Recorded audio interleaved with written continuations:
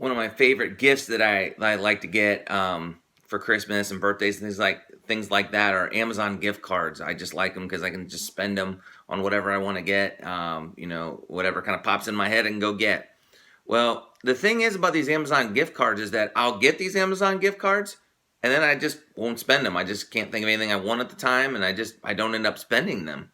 And so recently, what I started doing, I started just buying things, gathering up my Amazon gift cards and getting things with them. It's amazing the kind of stuff, mainly like books, things like that. It's amazing the kind of amount of stuff I had that I didn't even really think about because these Amazon gift cards were just sitting there, not doing anything, and I wasn't taking advantage of them, and I wasn't getting the benefits out of them that I could.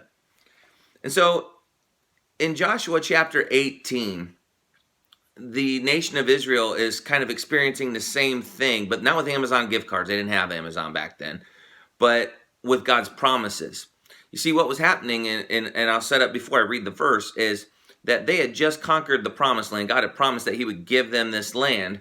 They had come in and they had beaten a lot of the big enemies around the area, but each tribe, they divided up and gave them each their land, and they had to go in and kind of finish off whoever was left in there and go in and conquer the rest of their land.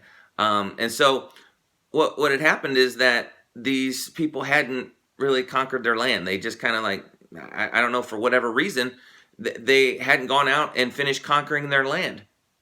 And Joshua, in Joshua chapter 18, verse 3 says this, "Then Joshua asked them, 'How long are you going to wait before taking possession of the remaining land the Lord, the God of your ancestors, has given to you?'"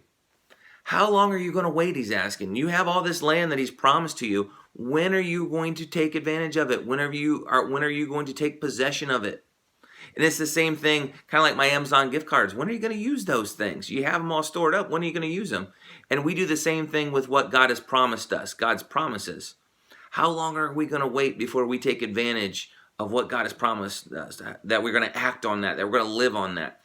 I hear people saying, "Oh, things are too bad, and I'm not happy and all this," but you don't have to be. And that's the thing with God's promises, is that he's promised us joy, he's promised us peace, he's promised us all these things. How long are we going to wait before we take God at his word and that we act on these promises?